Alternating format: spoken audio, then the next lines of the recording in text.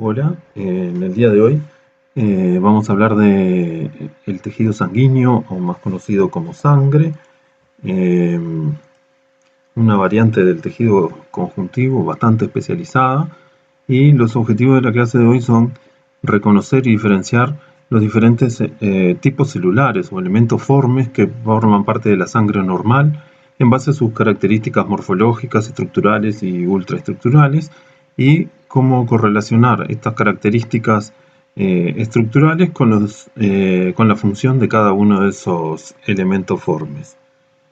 Eh, Obviamente el tema de la sangre en particular es muy relevante, dado que la sangre es uno de los tejidos más accesibles y más estudiados de cada uno de los pacientes que llegan al hospital. Y las formas más conocidas de estudiar este tejido es a través del hemograma, un estudio de laboratorio a través del cual se pueden conseguir datos sobre la sangre misma o sobre el funcionamiento de diferentes aparatos o sistemas que van a permitir al médico alcanzar o reafirmar o descartar un diagnóstico en particular.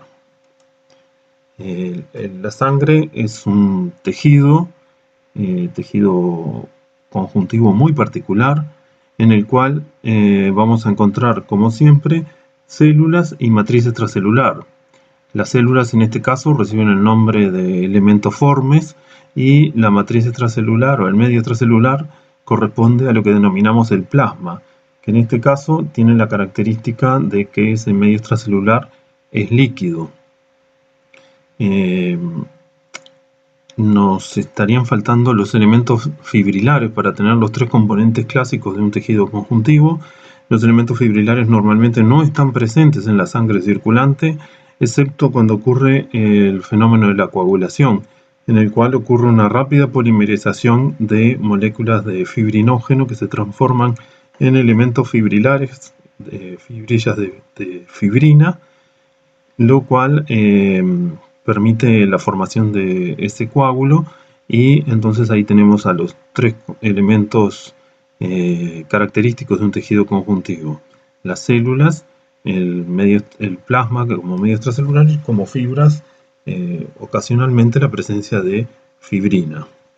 Las células o elementos formes incluyen a células completas, como son los eritrocitos o glóbulos rojos, los leucocitos o glóbulos blancos, y incluyen también a pequeños sectores del citoplasma de una célula que estaba localizada en la médula ósea, que es el megacariocito, y que va a dar origen a las plaquetas. El plasma, obviamente, en su mayor parte está formado por agua, en donde se encuentran disueltos iones, múltiples tipos de iones: sodio, potasio, cloro, calcio, bicarbonato, aminoácidos, vitaminas, glucosa, diferentes metabolitos, así como proteínas que tienen que ver con la función propia de la sangre, con el transporte de diferentes sustancias a través de la sangre, como la albúmina, y también, obviamente, vamos a encontrar las hormonas, que son secretadas por diferentes glándulas y que viajan a través de la sangre para llegar a sus órganos blancos. Las células en particular, también vamos a tener un grupo de células que van a cumplir toda su función dentro de la sangre, y otras que van a utilizar a la sangre como vehículo para llegar a sus destinos definitivos.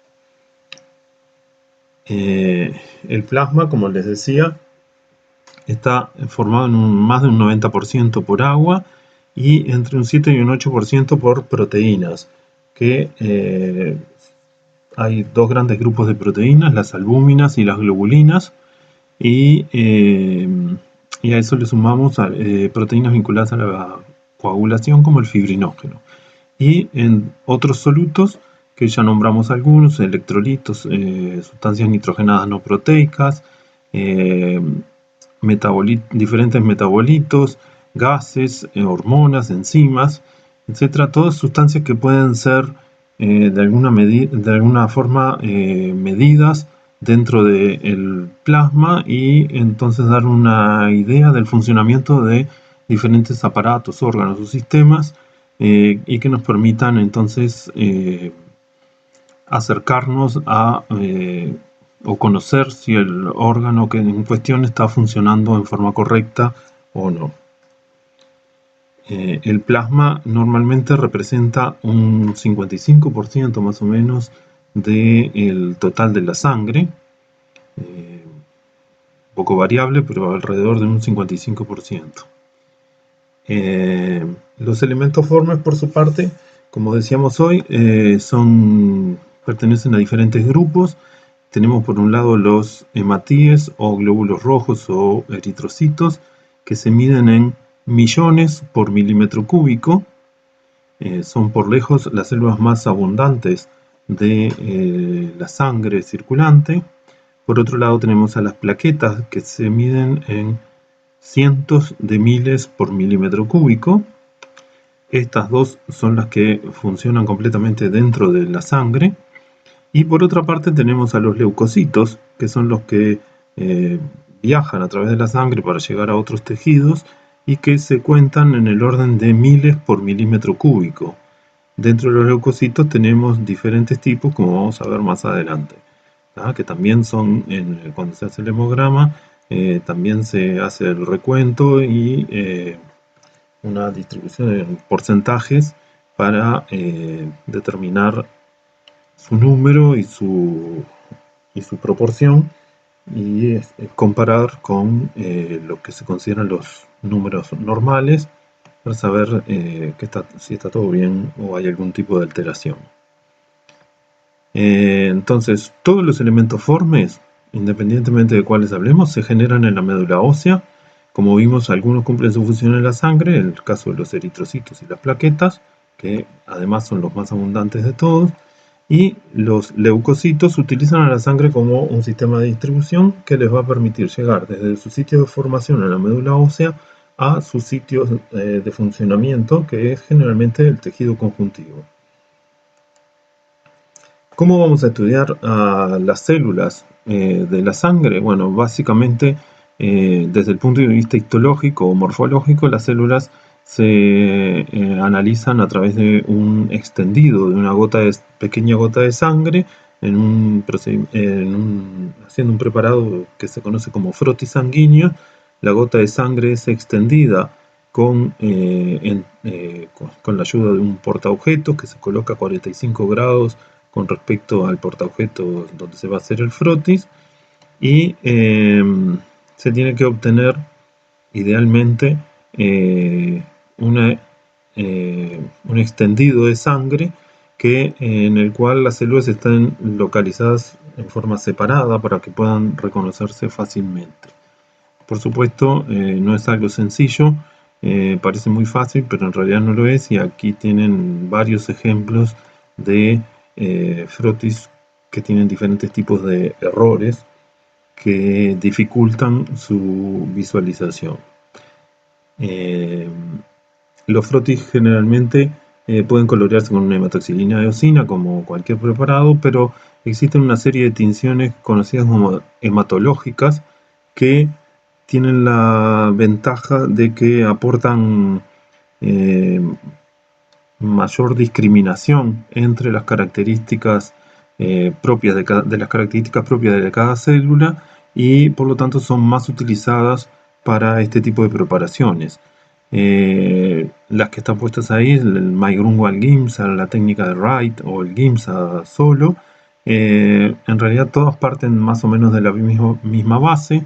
Utilizan un colorante que es la eosina, mezclado con azul de metileno, y sales del azul de metileno que reciben el nombre de azures. Y las diferentes estructuras que componen a cada una de las células van a tener diferente afinidad por cada uno de estos colorantes que están presentes en la mezcla, y por lo tanto nos van a permitir reconocerlas fácilmente, incluso mucho mejor que con una hematoxilina de eosina. Los frotis sanguíneos se visualizan obviamente al microscopio óptico, y muchas veces lo que se utiliza es un objetivo de inmersión, un 100 por con aceite de inmersión, que permite tener una definición mucho mejor. Dentro del frotis, como las células se van a ir separando a medida que son extendidas, a medida que la gota es extendida sobre el portaobjetos, las células se van separando, van a haber lugares en donde generalmente al inicio del frotis las células están mucho más apretadas y entonces ahí es mucho más difícil la identificación, y sectores en los cuales las células están mucho más separadas, que es lo que conviene que ocurra, y en estos sectores entonces es donde se realiza la visualización, ¿no? Se buscan esos sectores para tener una correcta visualización del preparado. Bien, entonces vamos a ir viendo características propias de cada uno de estos tipos celulares que vamos a encontrar en la sangre, y vamos a empezar por los más abundantes, que son los eritrocitos o glóbulos rojos, que como ya dijimos son generados en la médula ósea. Tienen una vida media de unos 120 días circulando en la sangre. Son, luego que ha pasado ese tiempo, destruidos en diferentes órganos, principalmente en el vaso, pero también en el hígado y en algunos otros órganos. Su principal característica es que son células que carecen de núcleo cuando están maduras y están circulando, y tienen una característica forma bicóncava que permite una mayor difusión de gases entre el plasma y el citoplasma de la célula. Otra de sus características más importantes es su capacidad de deformarse. Son extremadamente maleables, deformables, y eso implica un citoesqueleto muy particular que permita todos esos cambios. En su interior no tienen ningún organelo, lo único que aparece en su citoplasma es hemoglobina, ¿tá? Es una proteína compleja, encargada de captar oxígeno y permitir su transporte hacia los tejidos, oxígeno y anhídrido carbónico en menor proporción, ¿tá? Y su presencia determina lo que se llama el hematocrito, que se obtiene por la decantación de los eritrocitos en un tubo. Una vez que es extraída la sangre, se lo deja decantar con un anticoagulante, se lo deja decantar, y se mide el porcentaje que ocupan estos eritrocitos dentro del volumen total, y generalmente representa alrededor, ¿se acuerdan que hoy hablamos de que el plasma representaba el 55%? Bueno, el resto son los eritrocitos, que representan aproximadamente un 45%, aunque eso es variable. Es un valor mayor en los hombres, entre 39 y 50%, y entre 35 y 45% en el caso de las mujeres. ¿Por qué son tan deformables los eritrocitos? Bueno, básicamente porque tienen que pasar por los capilares sanguíneos, que muchas veces tienen un diámetro menor al diámetro de los eritrocitos. Los eritrocitos dijimos que tenían un diámetro de unas 7-8 micras, y los capilares andan por ahí, a veces tienen algo menos, a veces tienen un poco más, ¿tá? Y entonces eso hace que los eritrocitos tengan que pasar de a uno, formando como pilas de monedas, y adaptarse a la forma, poder ir variando su forma para poder adaptarse al espacio que tienen. Eso implica una gran elasticidad o capacidad de deformación de su membrana. Cuando se encuentran en vasos de mayor tamaño, entonces ahí readquieren su forma bicóncava característica, que la podemos ver en este corte, o que la podemos ver en estas microscopías de barrido, o de esta que tenemos acá, en donde se ve claramente el sector central más delgado, generado por esa biconcavidad. ¿Por qué tienen que ser muy deformables? Tienen que tener esa capacidad de formación los eritrocitos, no solo porque tienen que pasar por esos capilares muy delgados, sino porque el principal órgano encargado de la destrucción de los eritrocitos envejecidos selecciona a los eritrocitos viejos básicamente por su capacidad de pasar por una serie de espacios o cavidades muy pequeñas, de unas pocas micras, en donde el eritrocito tiene que deformarse mucho para poder atravesarlos.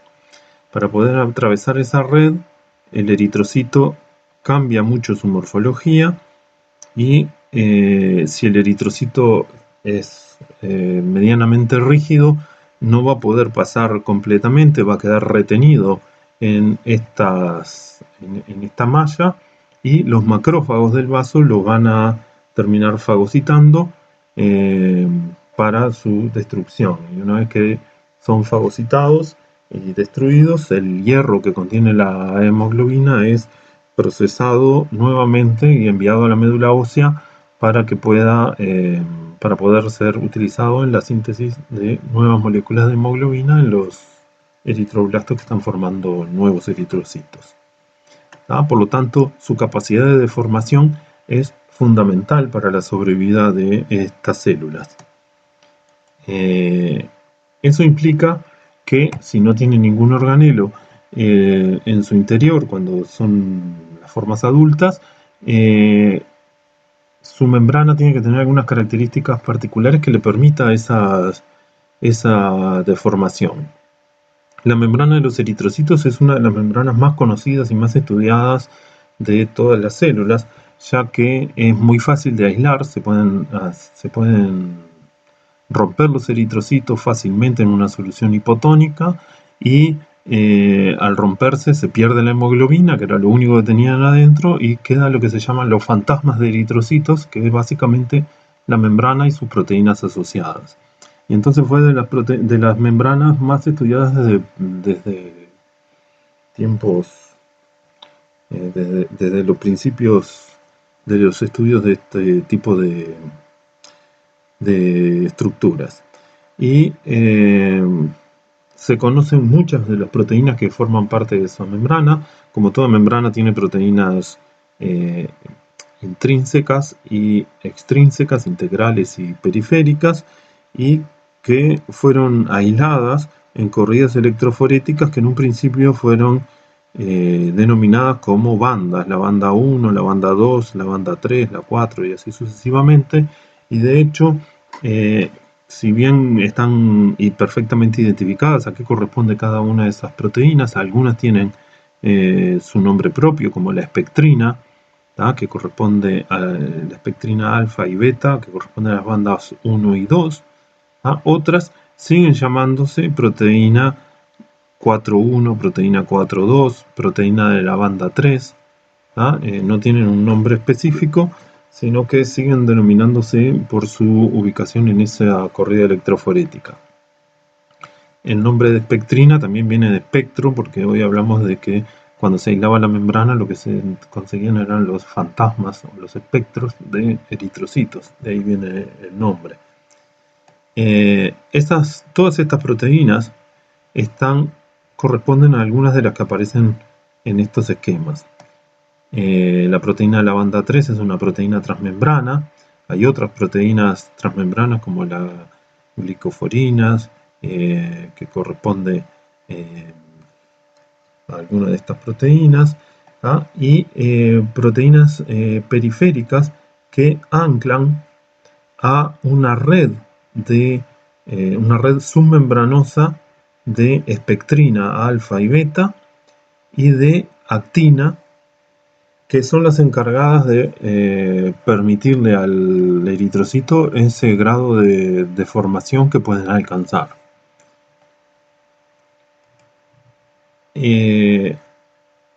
Existen múltiples alteraciones en la forma de los eritrocitos asociadas a distintos tipos de enfermedades.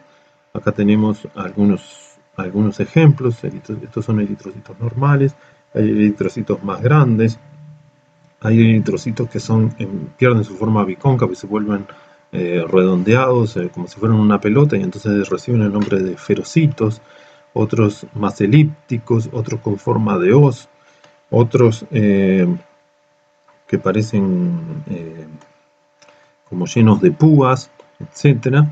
Y que a veces son característicos de determinadas situaciones o enfermedades, y que las causas por las cuales se producen estas alteraciones pueden ser genéticas, por alteraciones ambientales, ya sea por alteraciones en la presión osmótica o por alteraciones nutricionales que llevan a la producción de eritrocitos de forma alterada. Y esto va a afectar la función y la sobrevida de estos eritrocitos. Las mutaciones, las causas genéticas que llevan a mutaciones de cualquiera de estas proteínas que vimos asociadas a la membrana de los eritrocitos llevan a alteraciones de la forma, y estas alteraciones de la forma generalmente van asociadas también a pérdida de la capacidad de deformación, con lo cual se va a manifestar en que la célula, en lugar de vivir los 120 días que normalmente vive, van a tener una vida media más corta, y van a ser destruidos en el vaso más tempranamente.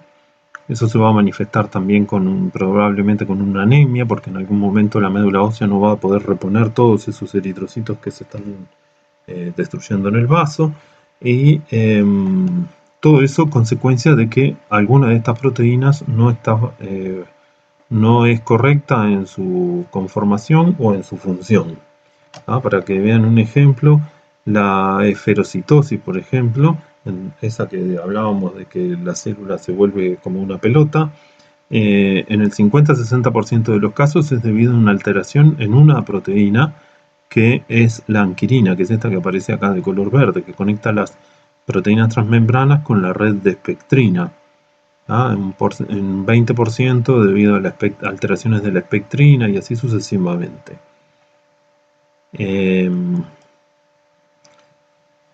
Esto muestra lo mismo, algunas alteraciones hereditarias debidas a defectos de la membrana de los eritrocitos, y cómo se ven esos eritrocitos en la morfología de esos eritrocitos en la microscopía de barrido.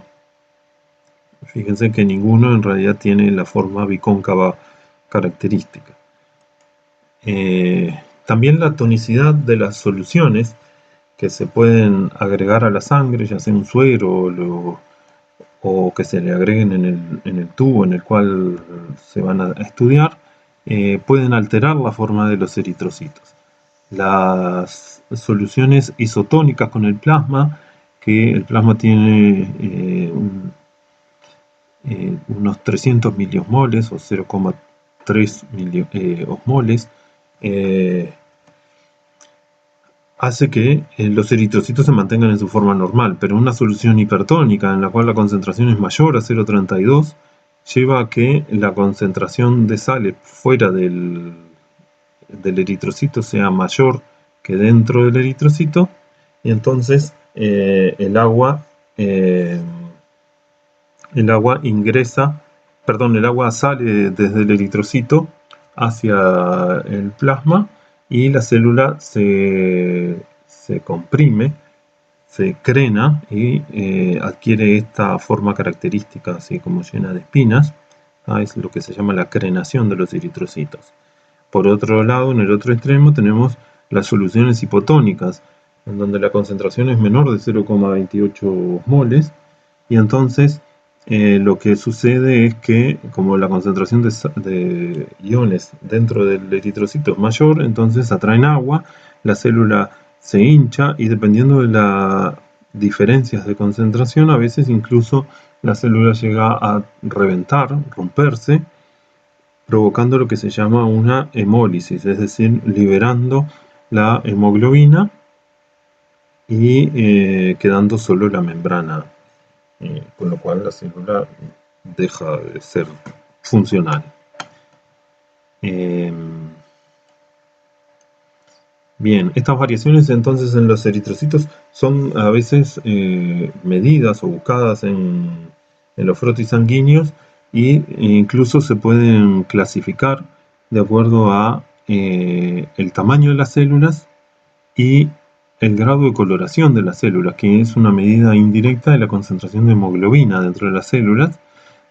Y entonces así tenemos alteraciones que son normocrómicas, es decir, no hay alteración del color lo que indicaría que la concentración de hemoglobina por célula es relativamente está dentro de los valores normales, o hipercrómica cuando está aumentada la coloración, o hipocrómica cuando está disminuida.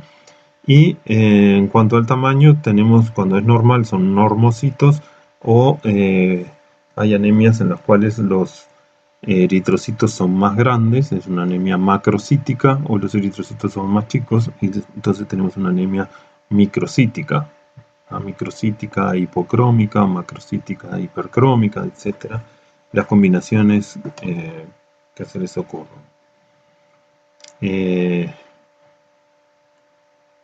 Eso en cuanto a los eritrocitos.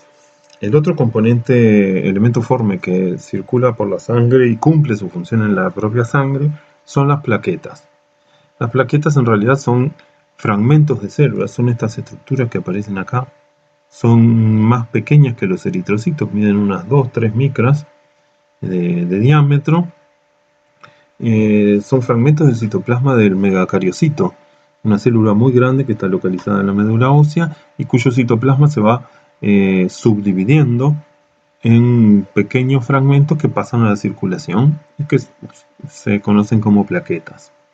Tienen una estructura muy compleja, a pesar de su pequeño tamaño. Tienen una zona periférica en la cual se localiza el citoesqueleto, o básicamente un anillo de microtúbulos que le mantiene la forma, una zona central en la cual se localizan una serie de gránulos, diferentes tipos de gránulos con un contenido variado que ahora vamos a ver cuál es, y una serie de especializaciones de membrana que son canalículos que algunos están comunicados con el exterior, es decir, que es parte de la membrana plasmática que se mete hacia adentro, y otros son similares al retículo, es decir, son cisternas de membrana que no tienen conexión con el exterior. Se conoce como sistema tubular denso. Su principal función, la principal función de las plaquetas es controlar que el endotelio esté sano y frente a cualquier alteración del endotelio desencadenar el proceso de la coagulación. Y para eso van a participar fundamentalmente el contenido de sus diferentes gránulos. Hoy dijimos que teníamos 3 tipos de gránulos, alfa, delta y lambda, y que tienen cada uno un contenido diferente. Los gránulos alfa contienen diferentes factores de la coagulación, como el fibrinógeno, el plasminógeno y otros factores de la coagulación, y un factor de crecimiento derivado de las plaquetas, que lo que va a hacer es estimular la proliferación de las células endoteliales para que reparen la lesión en caso de que eso haya sido lo que activó a la plaqueta. Los gránulos delta contienen histamina, serotonina, ATP y ADP, que lo que van a hacer es estimular fundamentalmente la contracción del vaso en el lugar en el cual está ocurriendo la lesión y va a ocurrir el proceso de coagulación. Y los gránulos lambda contienen enzimas lisosomales, enzimas hidrolíticas, que van a participar en los últimos procesos cuando el coágulo tiene que ser removido una vez que la lesión ya fue reparada. Entonces, ultraestructuralmente, estas plaquetas se caracterizan primero porque son más pequeñas que los eritrocitos. Esto es un eritrocito y esto es una plaqueta. Algunos de los gránulos de las plaquetas ya son visibles porque son relativamente grandes en la parte central, parte del sistema tubular, los microtúbulos que se reconocen en este sector, y que si hacemos un corte, esto es un corte, vendría a ser un corte transversal, y esto sería un corte longitudinal. En el corte longitudinal se ven los microtúbulos formando como aros alrededor para ayudarle a mantener la forma, y en el interior los diferentes tipos de gránulos. Los gránulos más grandes son los gránulos alfa, estos que aparecen acá en verde, Los otros gránulos son más pequeños y más difíciles de identificar. Y por acá tenemos algunos canalículos que forman parte del sistema canalicular, ya sea del sistema canalicular abierto o del sistema tubular denso. El sistema tubular denso, que dijimos que eran esas cisternas que no tenían comunicación con el exterior, se supone que lo que hacen es acumular calcio, que va a ser necesario para el proceso de la coagulación, lo que va a intervenir de alguna manera en el proceso de la coagulación.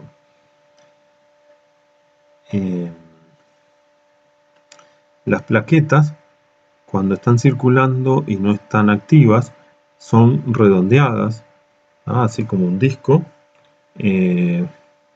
más pequeñas que un eritrocito. Estos son plaquetas, este es un eritrocito. Pero frente a las lesiones endoteliales, lo primero que hacen es cambiar de forma.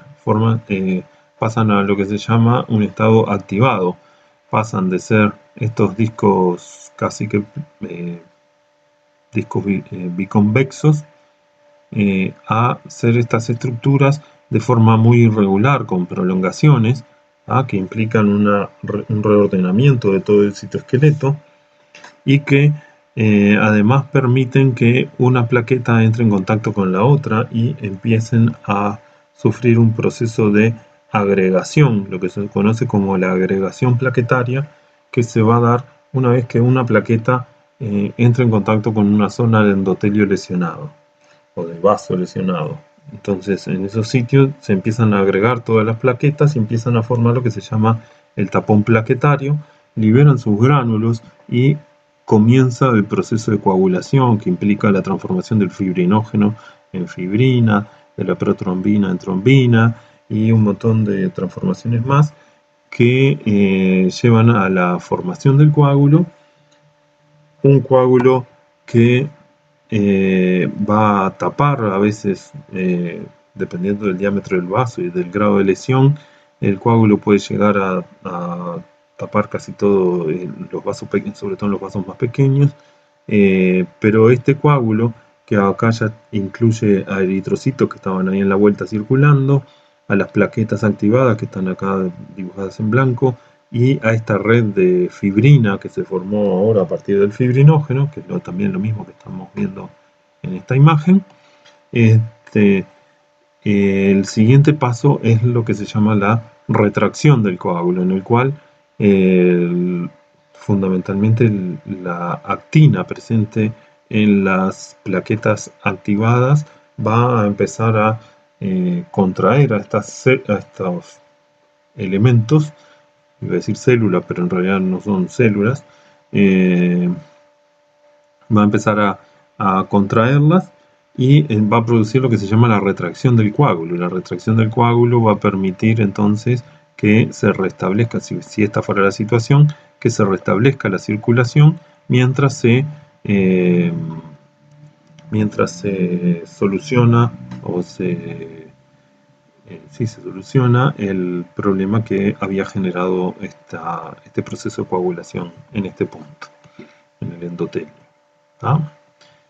Más o menos eso es